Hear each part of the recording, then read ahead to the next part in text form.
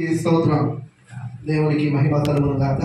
ప్రభునందు ప్రియమైనటువంటి దేవుని సంగమా, ఈ చక్కని అవకాశాలు నాకు ఇచ్చినటువంటి దేవునికి మొదటిగా నా హృదయపూర్వకమైనటువంటి వందనాలు తెలియజేస్తున్నాను. అదే రీతిగా ఈ క్రీస్తు కల్వరి ప్రార్థన మందిర ఈ ఆరాధన కార్యక్రమంలో పాల్గొనడానికి చేరవచ్చు మీ అందరికీ కూడా ప్రత్యేకమైనటువంటి వందనాలు తెలియజేస్తున్నాను. ఎంతవరకు చక్కని సాక్ష్యము మనం విన్నాం. దేవుని యొక్క మహాకృపను బట్టి మరి సహోదరుడు ఎలీషా కుటుంబంలో మరి ఆయన చక్కని జీవిత సాక్ష్యాన్ని కూడా మనం విన్నాము. ఏ రీతిగా దేవుడు ఆయన రక్షించుకున్నాడు, తన యొక్క సన్నిధికి పిలుచుకున్నాడో మరి మనము చక్కని సాక్ష్యం ద్వారా మనం విన్నాం. హల్లెలూయా. మరి సమయం మించిపోతుంది కనుక మనం సమయాన్ని సద్వినియోగం చేసుకోవచ్చు. కొద్దిసేపు దేవుని యొక్క మాటలను మనము ధ్యానం చేద్దాం. మన యొక్క ధ్యానం నిమిత్తమై దేవుని యొక్క పరిశుద్ధ గ్రంథంలో నుండి యోహాను సువార్త 5వ అధ్యాయము 1 నుండి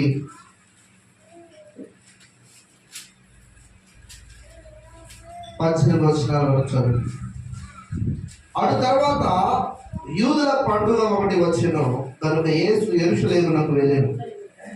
యెరూషలేములో గొర్రెల ద్వారము దగ్గర హెబ్రీ భాషలో బెతస్దా అనబడిన ఒక కోనేరు కలదు.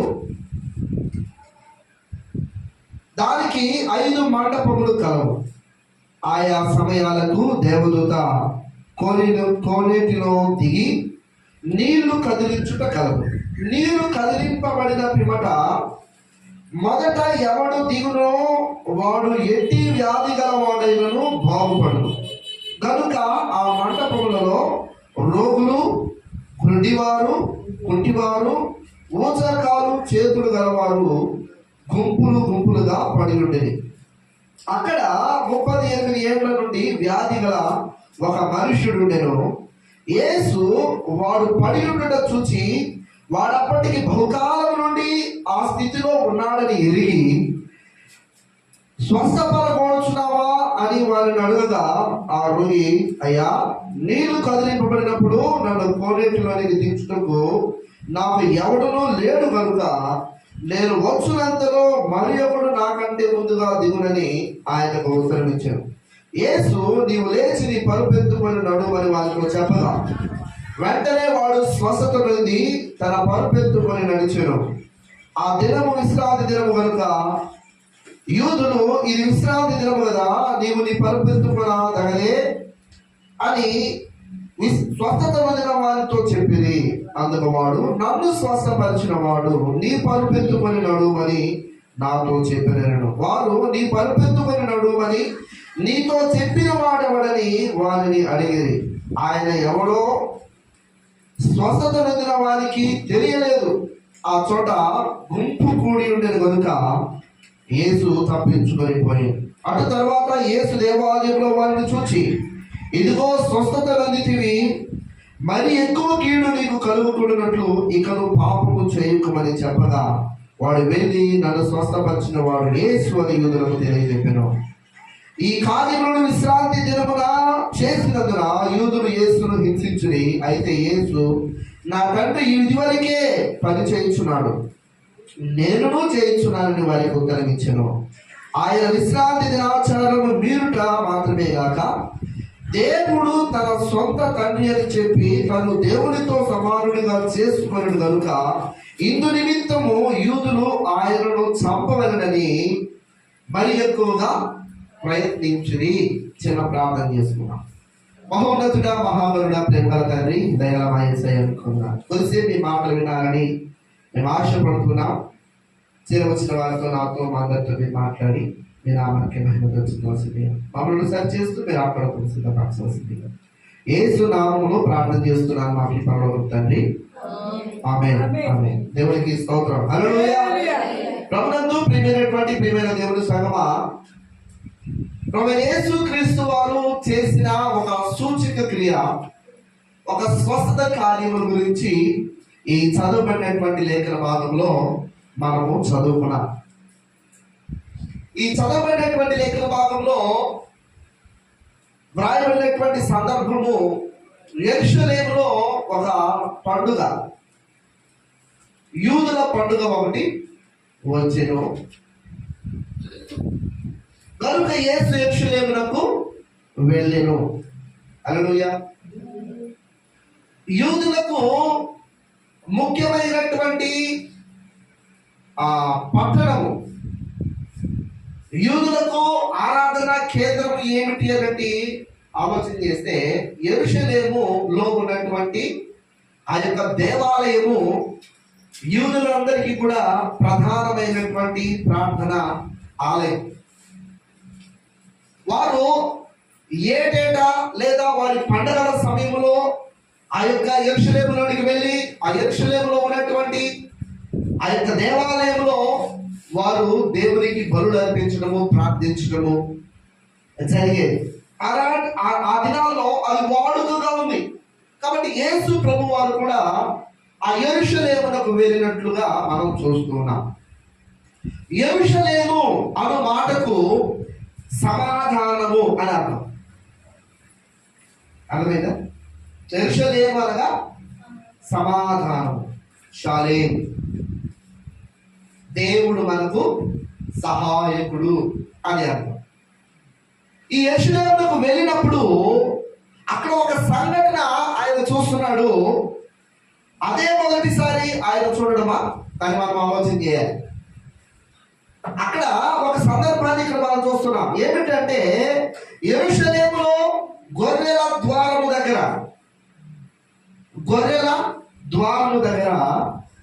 హెబ్రీ భాషలో బెతస్దా అనబడిన ఒక కోనేరు ఉందంట. హల్లెలూయా. పేరు చెప్పండి. బెతస్దా చెప్పండి గట్టిగా. బెతస్దా అనబడిన ఒక కోనేరు ఉంది. ఆ కోనేటికి 5 మండపాలు ఉన్నాయంట. మండపం అంటే తెలుసు కదా, మండపాలు చూస్తున్నారు ఎప్పుడైనా? అందరికీ తెలుసు. హల్లెలూయా. ఆ కోనేటి చుట్టూ 5 మండపాలు ఉన్నాయి. 5 మండపాలు కలిగినటువంటిది ఆ కోనేరు. బెతస్దా అనే మాటకు అర్థము కనికరము. చెప్పండి, కనికరము. బెతస్దా అంటే కనికరం. ఈ యొక్క బెతస్దా అనబడినటువంటి కోనేటికి ఒక ప్రాముఖ్యత ఉంది, ఒక ప్రసిద్ధి ఉంది. ఏమిటంటే ఆ యొక్క కోనేటిలో మరి చదువుదాం ఒక్కసారి 3వ వచనం నుండి. ఆయా సమయముల యందు దేవదూత కోనేటిలో దిగి నీళ్లు కదిలించుట కలదు. హల్లెలూయా. ఆ కోనేటికి ఉన్నటువంటి ప్రాముఖ్యత ఏంటి? నీళ్లు. దేవదూత నీళ్లు కదిలిస్తుందట. ఏమిటి ఆ కోనేటి పేరేంటి? బెతస్దా అనగా ఏంటి? కనికరం. హల్లెలూయా. ఈ కనికరం కలిగినటువంటి పేరు కలిగినటువంటి ఆ బెతస్దా అనబడినటువంటి ఆ కోనేటిలో ఆయా సమయాలకు, మరి ఏ సమయం అనేది అక్కడ పొందుపరచలేదు కానీ, వ్రాయబడలేదు కానీ, బహుశా ఆ దేవదూత ఎప్పుడు నీళ్లు కదిలిస్తుందో సమయము తెలియదు. కాబట్టి రోగులు అక్కడికి చేర్చబడి ఉన్నారు. గుంపులుగా ఉన్నారంట. 5 మండపాల్లో ఉన్నారు. ఎవరున్నారు? రోగులు. హల్లెలూయా. ఇక రోగులు అని మాత్రమే వదిలిపెట్టలేదండి.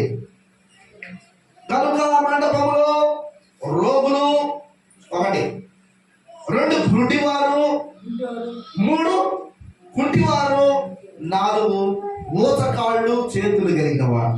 హల్లెలూయా. ఇక్కడ రాయబడినటువంటి మాట ఏమిటంటే ఆయా సమయాలకు వచ్చి ఆ దూత నీళ్లు కదిలించినప్పుడు ఎవరైతే మొదటగా ఆ నీటిలోనికి దిగుతాడో వాడు ఎట్టి రోగం కలిగిన వాడేనడు, వాడు ఎట్టి వ్యాధి కలిగిన వాడేనడు, వాడు స్వస్థపరచబడతాడు. దేవునికి స్తోత్రం. హల్లెలూయా. నీళ్ళలోకి దిగితేనే స్వస్థత దొరుకుతుంది అని మనుషులకు తెలుస్తూ ఊరమంటారండి. హల్లెలూయా. గుంపులుగా వెళ్ళిపోరు, అవునా కదా? హల్లెలూయా.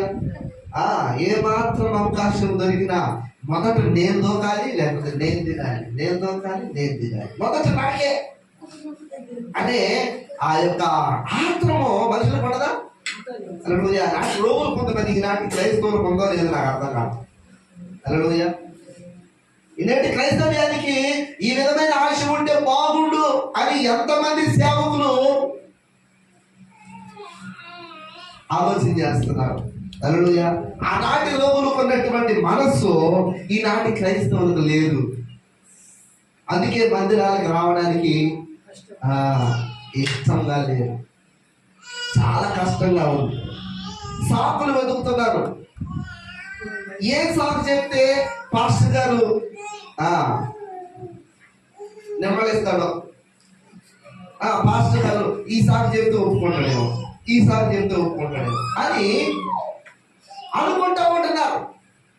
ఏమంటే నేను సాకులు చెప్పినంత మాత్రాన దేవుడు చూస్తున్నాడనే సంగతి మర్చిపోతే ఎట్లా? దేవుడికి కనపడకపోవచ్చు, కానీ దేవుడికి మాత్రము సమస్తము చాలా తేటగా కనపడిందంట. కాబట్టి ఆయన కన్ను దృష్టిలో నుంచి మనము తప్పించుకోలేము. హల్లెలూయా. ప్రభునందు ప్రియమైనటువంటి ఏమిటగా ఆయన దృష్టిలో నుంచి మనము తప్పించుకోలేము అని అనడానికి ఇక్కడ ఒక సాదృశ్యం కూడా మనకు కనపడతా ఉంది. అక్కడ ఉన్న వాళ్ళు ఎవరు? రోగులు, కుంటివారు ఉన్నారు, గుడ్డివారు ఉన్నారు, ఏమండి మోసకాళ్ళు చేతులు కలిగిన వారు ఉన్నారు, ఇంకా అనేకమైనటువంటి వ్యాధి బాధలు కలిగిన వాళ్ళు అక్కడ ఉన్నారు. కానీ యేసు ప్రభు వారికి కనబడింది ఎవరు? 38 సంవత్సరాల నుండి వ్యాధి కలిగిన మనుషుడు కనపడ్డాడు. దేవునికి స్తోత్రం. హల్లెలూయా. ఏ మిగతా రోగుల మీద దేవునికి కనికరం లేదా? మిగతా రోగులకి దేవుడి స్వస్థత అవసరం లేదా? ఏం వాళ్ళని స్వస్థపరచడము దేవునికి ఇష్టం లేదా? దేవునికి ఇతరుని స్వస్థపరచడానికి ఇష్టం ఉన్నా స్వస్థపరచబడడానికి ఈయన ద్వారా స్వస్థపరచబడడానికి వారికి ఇష్టం లేకపోవచ్చు. అందుకే వాళ్ళ దగ్గర దేవుడు పోలా. ఇతని దగ్గరకు వచ్చి ఇతరుడు కూడా ఏమని అడుగుతున్నాడు? నువ్వు స్వస్థపరచబడుతున్నావా అంటే వీడు చెప్తున్నటువంటి మాట ఏంటి? అయ్యా, ఆ దేవదూత వచ్చి నీళ్లు కదిలించేటప్పుడు నన్ను తీసుకొని వెళ్ళడానికి ఎవడు ఇక్కడ లేడు, కాబట్టి నేను ఇక్కడే ఉంటున్నాను. నన్ను తీసుకెళ్ళి వాళ్ళు లేడు కాబట్టి నేను ఇక్కడే ఉంటున్నాను. చాలా మంది విశ్వాసం కూడా ఎట్లా సంపలే చెప్తారు, మందిరానికి రావాలంటే మేము అక్కడే రావాలంటే మరి ఇబ్బందిగా ఉంది మాస్టర్ గారు, మాకు ఎవరైనా తోడుంటే బాగుంది. ఇప్పుడు నేను అక్కడ తోడు ఎత్తకాలి, నిన్ను తీసుకురావడానికి తోడు ఎత్తకాలి. కాబట్టి ప్రార్థన చేయాలి, ప్రభువా ఆ బిడ్డకు తోడు ఎవరో ఒకరిని తోడు ఇవ్వకుండా మంచిదే. దేవుడు ఒక తోడు ఎవరో ఒకటి ఎత్తాడేమో దేవుడు వస్తాం. హల్లెలూయా. అప్పుడు ఇద్దరు అమ్మలక్కలు చక్కగా మాట్లాడుకుంటూ వస్తారు. బర్లాటనే దీంట్లో ఒక ప్రమాదం కూడా ఉంది. ఈ అమ్మ రాకపోతే ఆ అమ్మ రాదు, ఆ అమ్మ రాకపోతే ఈ అమ్మ రాదు. ఇప్పుడు ప్రార్థన చేస్తే ఒకరికి ఒకరు తోడుగా రావాలని, ఆమె తోడలేదు కాబట్టి ఈమె రాదు, ఈమె తోడలేదు కాబట్టి ఆమె రాదు. మొత్తానికి మోసం. ఏమంటే ఇట్లాంటి ప్రమాదాలు కూడా జరుగుతాం. సరే, ఈ వ్యక్తి చెప్తున్నటువంటి మాట ఏమిటంటే నన్ను కోనేటిలోనికి దించడానికి నాకు సహాయకులు ఎవరు లేరు. అప్పుడు దేవుడు అంటున్నాడు, నీవు స్వస్థపరచబోతున్నావా? అవునంటే అవునయ్యా, నేను స్వస్థపరచబోతున్నాను. దేవుడికి స్తోత్రం. హల్లెలూయా. దేవుడు అంటున్నాడు, ఆజ్ఞ ఇస్తున్నాడు అక్కడ, నీ పరుపు పెట్టుకొని నీవు నడువు. హల్లెలూయా. ఏమెత్తుతున్నాడు వారంట? పరుపు. ఇప్పుడు దాకా ఆ పరుపు మీదే ఆయన పడుకొని ఉన్నాడు. ఇప్పటి వరకు అతనికి ఆధారమైంది ఏది? ఆ పరుపే. అందుకే యోబు గ్రంథంలో మాట రాయబడింది, నా మంచము నాకు ఆదరణ కలిగించునని నేను అనుకుంటుని, అయినను నాకు దుఃఖమే ప్రాప్తించను. హల్లెలూయా. మనము అనుకున్నది మనకి ఆదరణ ఇవ్వదు, మనము నమ్ముకున్నది మనకి ఆదరణ ఇవ్వదు. నీకు ఆదరణ ఇచ్చేవాడు ఎవరంటే దేవుడే. దేవునికి స్తోత్రం. హల్లెలూయా. ఆ బలుపుని నమ్ముకొని 38 సంవత్సరాల నుండి ఆడే కూర్చొని ఉన్నాడు. కదలట్లేదు, మెదలట్లేదు. ఎవరి సహాయమును తీసుకొని ఆ ఇంట్లో దిగడానికి ప్రయత్నం చేయట్లేదు. ఏమంటున్నాడంటే నాకంటే ముందుగా ఎవడో ఒకటి దిగుతున్నాడు. అయ్యా, వాడు బాగుపడుతున్నాడు, వెళ్ళిపోతున్నాడు, కానీ నేను మాత్రము అక్కడే ఉన్నారు. మనం కూడా అంతే పరిస్థితి కదా. దేవుడు నమ్ముకొని ఎన్ని సంవత్సరాలు అవుతుంది,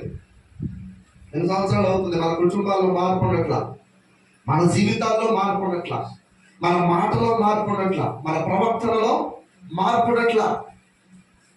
దేవునికి దగ్గరికి వచ్చినప్పుడు ఎలా ఉన్నామో ఇప్పుడు కూడా అలానే ఉన్నాం. అందుకే పాపం గడిచిన వారంలో వెనకున్నది మరచిపోండి, వెనకటి స్థితిని మరచిపోండి, వెనకటి పరిస్థితిని మరచిపోండి, ముందున్న వాటి కొరకు వేగిరి పడండి అనే సందేశాన్ని మనము విన్నాం. దేవునికి స్తోత్రం. హల్లెలూయా. ప్రభువునందు ప్రియమైన దేవుని సంగమా, ఈ యెరూషలేములో ఉన్నటువంటి ఆ గొర్రెల ద్వారము దగ్గర ఆ బెతస్దా కోనేటిలో దిగడానికి అనేక మంది రోగులు అక్కడ గుంపులుగా పడి ఉన్నారు. ఇక్కడ 4 గుంపులు మనం చదువుకున్నాం కదా. 4 గుంపులు. ఎవరు వారు? మొదటిగా రోగులు. హల్లెలూయా. చూడండి, దేవుని యొక్క పరిశుద్ధ గ్రంథంలో నుండి ఇర్మియా గ్రంథము 17వ అధ్యాయము 9వ వచనం. ఇర్మియా గ్రంథం 17వ అధ్యాయము 9వ వచనం. హృదయము అన్నిటికంటే మోసకరమైనది, అది ఘోరమైన వ్యాధి గలది, దానిని గ్రహింపగలవాడెవడు? ఒకరి ప్రవర్తనను బట్టి వారి క్రియల ఫలము చొప్పున ప్రతీకారము చేయుటకు యెహోవాను నేను. హృదయమును పరిశోధించువాడను, అంతరంద్రియములను పరీక్షించువాడను. దేవునికి స్తోత్రం. హల్లెలూయా, హల్లెలూయా. రోగులు. ఈ రోగులు ఎవరై ఉంటారు? మొట్టమొదటి హృదయ రోగం. దీన్నే మానసిక రోగం అంటారు. ఏమండి, మనసులోకి ఏదైనా వచ్చిందనుకో పొరపాటును కూడా పోదు.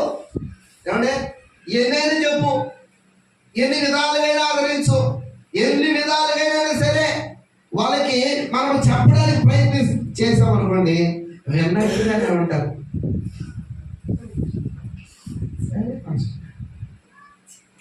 మీరు చెప్పినట్టే పాస్టర్, మీరు అన్నట్టే పాస్టర్ గారు. ఎంత చక్కగా ఊపుతారు కొండపల్లి కోపం పిల్లలు. ఏమండి, హల్లెలూయా. మరుసటి రోజుకి మామూలు మరలా వచ్చి చెప్తారు. మరలా సలహా ఇచ్చేది. ఇంతకు ఇచ్చే సలహా ఏంటో ఏమండి, మొగుడు కొట్టిందని మొగుడు కొట్టాడని చెప్పి భార్యకి సలహా ఇచ్చింది, చెప్పింది, బాధ వల్ల వస్తుంది.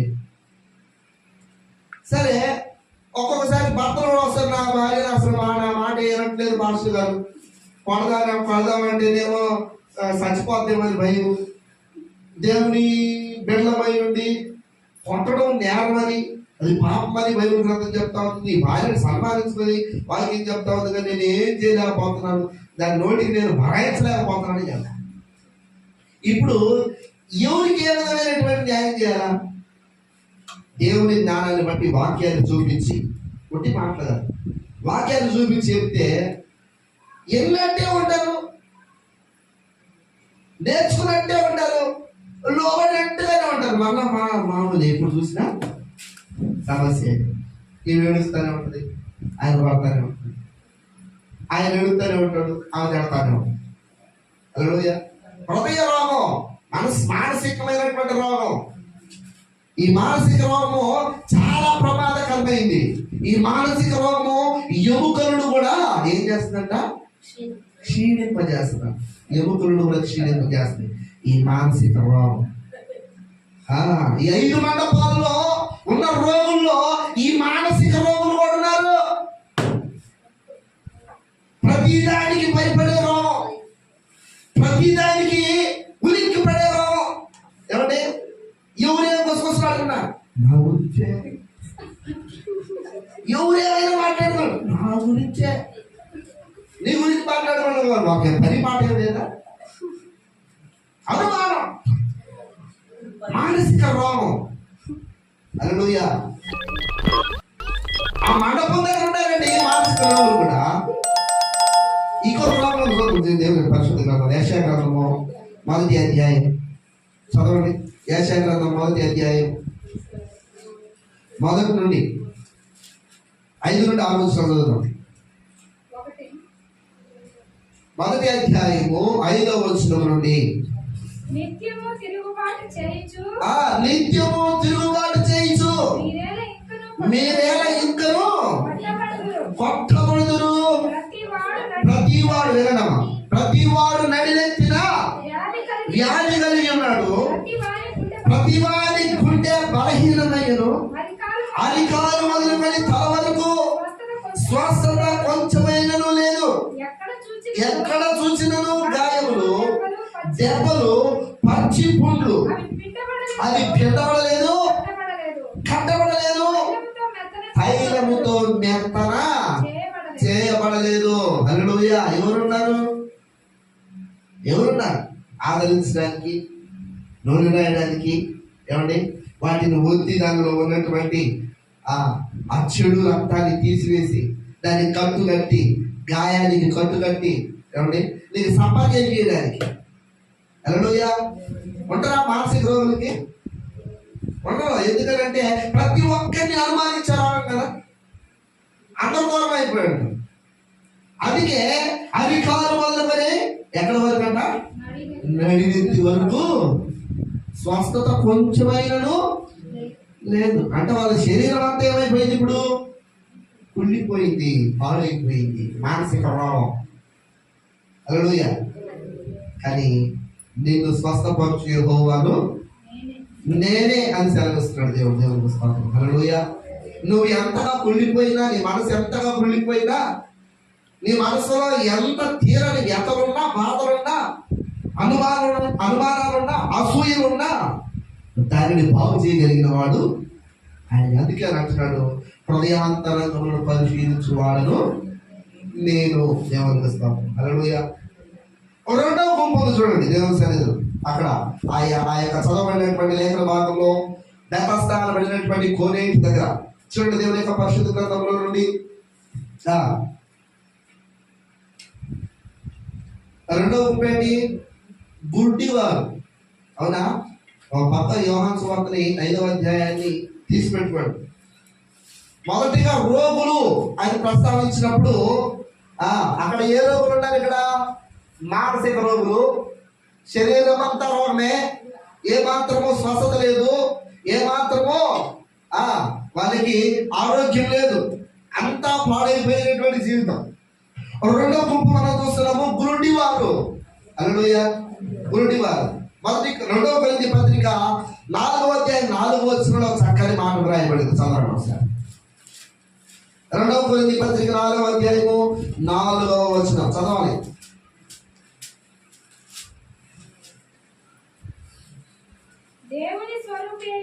దేవుని స్వరూపి అయ్యున్న క్రీస్తు మహిమను కనపరచు సువార్త ప్రకాశము వారికి కనబడకుండా నిమిత్తము ఈ యుగ సంబంధమైన దేవత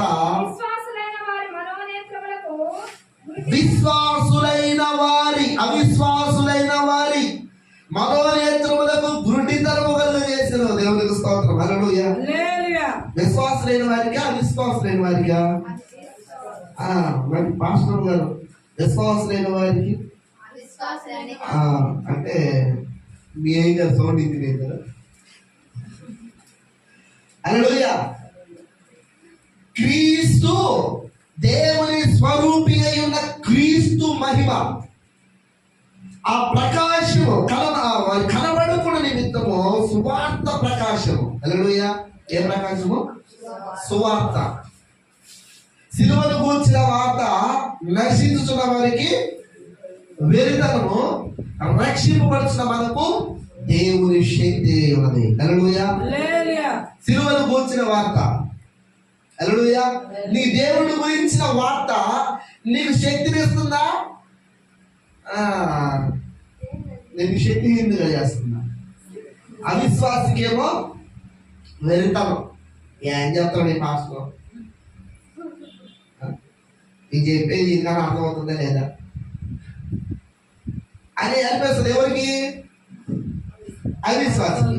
కానీ విశ్వాసికి నిజంగా నా దేవుడు ఎంత గొప్పవాడు, నా దేవునికి ఎంత శక్తి ఉంది, నా దేవుడు చెయ్యలేని కార్యం ఏది లేదు. నా దేవునికి సమస్తము సాధ్యమైన విశ్వాసి అంటాడు. చాలా మంది కనులు మూయబడి ఉంటాయి. ఎందుకంటే వాళ్ళు అవిశ్వాసంతో ఉన్నారు, విశ్వాసంతో లేరు. విశ్వాసమో దేవుడిని పొగుడుతుంది, దేవుడిని కొనియాడుతుంది, దేవుని కొరకు ఏమి చేయడానికైనా సిద్ధపడింది. కానీ అవిశ్వాసి పొరపాటునైనా ఒక అడుగు ముందుకేసిందా?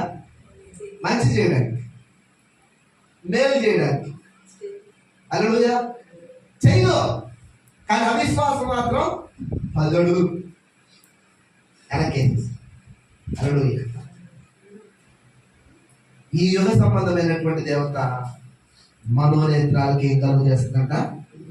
గురుడితనం కలుగు చేస్తుంది. మనం ఆలోచించాల్సిన విషయం ఏమిటంటే, ఈ గుంపులో మనం ఏమో ఉన్నామా? ఏ గుంపులో?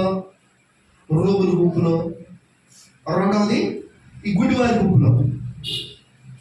ఈ మాట అంటే ఇక్కడ ఉన్న మన సహోదరులకి బాధ కలిగింది.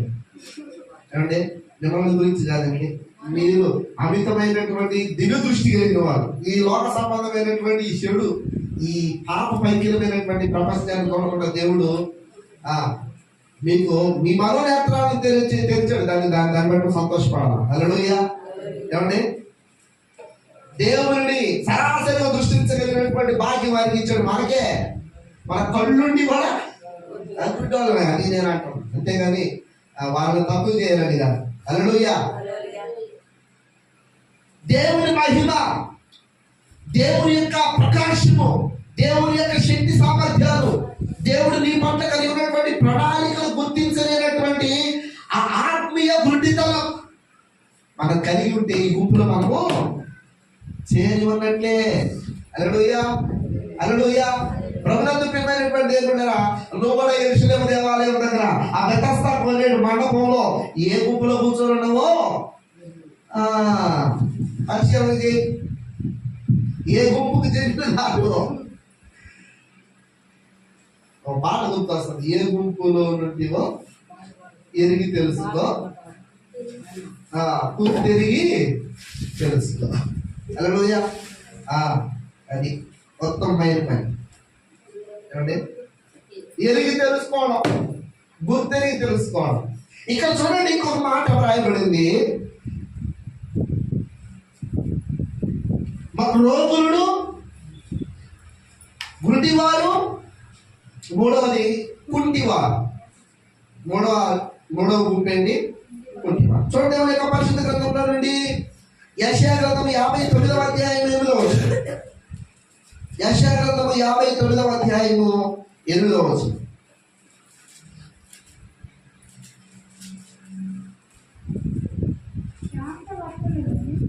గట్టిగా చదవండి. 59:8. శాంతవర్తనమును వారెరుగరు, వారి నడవడిలో న్యాయము కనబడదు. వారు తమ కొరకు వంకర త్రోవలను కల్పించుకొనుచున్నారు. వాటిలో నడుచువాడెవడును శాంతి నందడు. చాలు చాలు చాలు. హల్లెలూయా. ఇక్కడ శాంత వర్తనమును వారు ఎరుగరు, వారి నడవడిలో, వారి నడకలో ఏం లేదంట? న్యాయం కనపడట్లా. న్యాయము కనబడని నడక నడుస్తున్నటువంటి వారిని ఏమన్నారు ఇప్పుడు? కుంటివారు. ఏమండి? కుంటివారు. ఆత్మీయ కుంటితనం. న్యాయం లేదు, సత్యము లేదు, యథార్థత లేదు. వారు చేసే పనిలో దేవునికి మహిమ లేదు. ఇటువంటి వారిని ఏమంటారు? ఆత్మీయ కుంటితనం. ఆ కోనేటి మండపంలో, బెతస్దా కోనేటి మండపంలో, ఆ 5 మండపాల్లో ఉన్నటువంటి ప్రజల గురించి మనం మాట్లాడుతున్నాం. మొదటిగా రోగులు ఉన్నారు, రెండవది గుడ్డివారు ఉన్నారు, మూడవది కుంటివారు ఉన్నారు. ఈ గుడ్డివారు ఎవరంట? కాళ్ళు నుండి కుంటివారు. ఏ విషయంలో? వారి మనస్సు, వారి ఆలోచన ఏమైపోయింది? ఇప్పుడు పుట్టిదైపోయింది. న్యాయం లేదు, యథార్థత లేదు, సత్యం లేదు. నోరు తెరిస్తే అబద్ధాలు, నోరు తెరిస్తే అబద్ధాలు, నోరు తెరిస్తే దోషణపు మాటలే, నోరు తెరిస్తే ఇచ్చకపు మాటలే. కుంటితనం, ఆత్మీయ కుంటితనం. ప్రభునందు ప్రియమైనటువంటి ఏమైనా ఈ గుంపులో మనం ఉండడానికి దేవుడు ఇష్టపడట్లేదు. చివరిగా ఆయన అంటున్నటువంటి మాటలు చూడండి. ఓచకాలు చేతులు కలవాలి. హల్లెలూయా. ఓచకాలు చేతులు అంటే పోలియో. ఓచకాలు ఓచ చేయి అంటే ఆ శరీరంలో ఆ చేతిలో కానీ కాకిలో కానీ ఏమి లేదు, జీవం లేదు. దానిలో పనిచేసే తత్వము లేదు. అందుకే అది ఊచగా మారిపోయింది. బలము లేని చెయ్యి, బలము లేని కాలు, బలము లేని మనస్సు, బలము లేని కన్ను. హల్లెలూయా. ప్రభునందు ప్రియమైనటువంటి దేవులారా, దేవుడు నిన్ను ఎలా పిలుచుకున్నాడు? బలహీనుడిగా పిలుచుకున్నాడా? నీవు బలహీనుడవని ఎరిగి నిన్ను బలవంతునిగా చేయడానికి ఆయన నిన్ను ఏర్పాటు చేసుకుంటున్నాడు. కానీ మనం ఏం చేస్తున్నాము? నువ్వు పిలిస్తే పిలిచేయాలయ్యా, నేను చేయాల్సింది చేసి వస్తాను. కొంతమంది అమ్మలక్కలకి మనము సువార్త ప్రకటించి, అమ్మా దేవుడు నమ్మావు కదా, బాప్తిసం తీసుకుంటే ఆ ఎక్కంటే, అయ్యగారు నా కూతురికి ఇంకా పెళ్లి కాలేదండి, అయ్యగారు నా కొడుకు ఇంకా పెళ్లి కాలేదండి. నువ్వు రక్షణ పొందడానికి పెళ్లితో సంబంధం? నువ్వు బాప్తిసం తీసుకోవడానికి నీ కొడుకు పెళ్లితోటి, నీ కూతురు పెళ్లితోటి ఏం సంబంధం? అంటే వీళ్ళు దేవుని నమ్ముకున్నారంటే వెంటనేరా సంబంధాలు వాటిగా రావు. నా కూతురికి నా కొడుకు పెళ్లి జరిగిందో లేదు. కాబట్టి వాళ్ళకి పెళ్లి అయిపోయిన తర్వాత అప్పుడు నేను బాప్తిసము తీసుకుంటానండి. హల్లెలూయా. నేను ఏమనాలా? ఓచ కాళ్ళు ఓచ చేతులు, మనసులో స్థిరత్వము, నువ్వు నమ్మిన దేవుని పట్ల నీకు గురి లేదు. హల్లెలూయా. అన్నీ అయిపోయిన తర్వాత నువ్వు వచ్చి ఉపయోగం ఏముంది?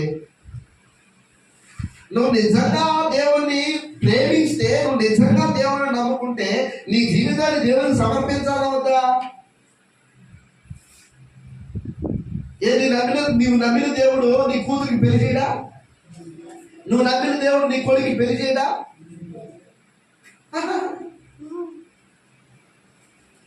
నమ్మకలేదు. అందుకే వీళ్ళు బలహీనమైనటువంటి తత్వము కలిగిన వాడు. హల్లెలూయా. దేవుడు అన్ని దేవుడి మీద వదిలిపెట్టేట పాస్టర్ గారు, మనం చేయాల్సింది మనం చేయొద్దా? ఆ విషయం ఆయనకు తెలియదు, అందుకే నేను పిలుస్తున్నాను. నువ్వు చెప్తావు ఏమంటే? హల్లెలూయా. అన్ని దేవుడి మీద వేసేయకూడదు పాస్టర్ గారు, మనం చేయాల్సింది మనము చెయ్యాలి. ఏం చేయాలా? పరిగెత్తకుండా తాయెత్తు పెట్టేవాడు అనుకోవాలి, పరిగెత్తుకుంటా క్షుద్ర పూజలు చేసేవాడు అనుకోవాలి, పరిగెత్తుకుంటా ముహూర్తాలు పెట్టేవాడు అనుకోవాలి, పరిగెత్తుకుంటా ఇవన్నీ నీకెందుకు అవసరమా? అన్ని చూసుకొని మేము ఆయన దగ్గర వేయగలరు. ఈ రోజు మంచిగా ఉందంట, ఈ రోజు నా కొడుకు పెళ్లికి, నా కూతురు పెళ్లికి. ఇప్పుడు నేను ఏరియా కలపడానికి వీళ్ళు చెప్పేదాన్ని బట్టి చెయ్యాలి. ఒక మంచి చేయకపోతే ఈ పాస్టర్ గారు ఒక మంచోడే కాదండి, ఈ పాస్టర్ గారు భలే చూడటం, భలే పాపం, భలే పాపం ఇంకే అన్నాడు. ఇవన్నీ మనము చేయకూడదని బయలు చెప్తా ఉంది. ఆ మాట మీరు చెప్తే నేను పాపం. దేవుడు బలహీనమైనటువంటి శరీరము, బలహీనమైనటువంటి మనస్తత్వము, బలహీనమైనటువంటి తత్వము కలిగిన వారిని అంతలో సందేహం ఏముంది? కాబట్టి మనకు స్వస్థత అవసరమే, మనకు విడుదల అవసరమే. దేవునికి స్తోత్రం. హల్లెలూయా. ప్రభునందు ప్రియమైన నాలుగు గుంపుల వారు, ఈ నాలుగు విధములుగా కనబడుతున్నటువంటి ఈ రోగులు నాలుగు ఆత్మీయ బలహీనతలకు కారణమైన వారు. వారి హృదయము పాడైపోయింది, వారి నేత్రాలు పాడైపోయినాయి, ఏమంటే వారి నడవడిక పాత్ర పాడైపోయింది. ఇప్పుడు చూడకపోతే వారి మనస్తత్వం కూడా పాడైపోయింది. హల్లెలూయా. ఇంకా మనం ఏమని చెప్పుకుంటామంటే మేము దేవుని నమ్ముకున్నామండి, మేము దేవుని పెట్టామండి, చేసేదన్నీ దెయ్యం పని. ఏమండి, నేను దేవుని పెట్టినండి. నువ్వు దేవుని పెట్టలేదు, దేవుని పని చేయి, దేవుడు నీకు తోడుగా ఉంటాడు, నీ పనులన్నీ చేసి పెడతాడు. చూడండి, పరిశుద్ధ గ్రంథంలో నుండి మనం చూసినట్లు మొదటి పేతురు పత్రిక 2వ అధ్యాయం 24వ వచనం చివరిగా. మొదటి పేతురు పత్రిక 2వ అధ్యాయము 24వ వచనం. మనము పాపముల విషయమై చనిపోయి నీతి విషయమై జీవించినట్లు ఆయన తానే తన శరీరమందు మన పాపములను మౌనం మీద మోసి కొనెను. ఆయన పొందిన దెబ్బల చేత మీరు స్వస్థత నొందితిరి. మీరు గొర్రెవలే దారి తప్పిపోతుంది, కానీ ఇప్పుడు మీ ఆత్మల కాపరియు అధ్యక్షుడు అయిన ఆయన వైపునకు మళ్ళీ ఉన్నారు. దేవునికి స్తోత్రం. హల్లెలూయా. మన పాపముల నిమిత్తము ఏం చేసినట్టు దేవుడు? మనము చనిపోయి నీతి విషయమై జీవించినట్లు ఆయన తానే తన శరీరమందు మన పాపములను మోసుకొని ఉన్నాడు. ఆయన పొందిన దెబ్బల చేత మనకేం కలుగుతుందంట? ఏంటన్నారా? ఆయన పొందిన దెబ్బల చేత మనకి స్వస్థత. హల్లెలూయా. నీ ఆత్మీయ నీ మానసిక రోగం పోవాలన్నా ఆయన యొక్క దెబ్బల చేతనే. నీ మానసికమైనటువంటి ఆత్మీయ గుడితనం పోవాలంటే ఆయన రక్తం చేతనే, ఆయన పొందిన గాయముల చేతనే. నీ మానసికమైనటువంటి ఆత్మీయ కుడితనం పోవాలంటే, దేవుని పని చేయడానికి, దేవుని మందిరానికి రావడానికి కాళ్ళు రావు. ఆ కుడితనం పోవాలంటే దేవుడు పొందిన యేసు క్రీస్తు నీ కొరకు గాయపరచబడినటువంటి ఆ యొక్క పరిశుద్ధమైనటువంటి గాయముల చేతనే, ఆయన పొందిన దెబ్బల చేతనే నీకు స్వస్థత. హల్లెలూయా. నీ మానసికమైనటువంటి ఆ రుగ్మత పోవాలన్నా కూడా దేవుని ద్వారానే. ఆయన నీ పాపములను తనలో మోసి నీ కొరకు నీకు ప్రతిగా ఆయన ప్రాయశ్చిత్తం జరిగించాడు. హల్లెలూయా. ప్రభునందు ప్రియమైనటువంటి దేవునిగా, ఈ మధ్యాహ్న కాల సమయంలో మనమును అటు మానసికమైనటువంటి ఆత్మీయ రోగాలు ఏమన్నా మనలో ఉన్నాయేమో పరిశీలించుకుందాం, పరిగెత్తి చూసుకుందాం, మన హృదయాన్ని దేవునికి సమర్పిద్దాం. దేవుడు మనల్ని స్వస్థపరిచి తనకు మహిమ రూపంగా మనల్ని మార్చి ఆ నీతి నివాసంలోనికి మనల్ని చేర్చగలడు. అతి పరిశుద్ధమైన దేవునికి మనల్ని మనం ఉపయోగించుకొని ఆశీర్వదించబడదాం. ఈ కొద్ది మాటలు దేవుడు మనకి వెనుకల్లో దీనికి ఆశీర్వదించుగాక. దేవుని చిత్తమైతే దీని గురించిన మరికొంత సమాచారాన్ని మనము వచ్చే వారంలో నేర్చుకుందాం. విన్నటువంటి వాక్యాన్ని దేవుడు మనకి వెనుకల్లో దీనికి ఆశీర్వదించుగాక. తల వచ్చి ప్రార్థన చేసుకుందాం. ఇంతవరకు విన్నటువంటి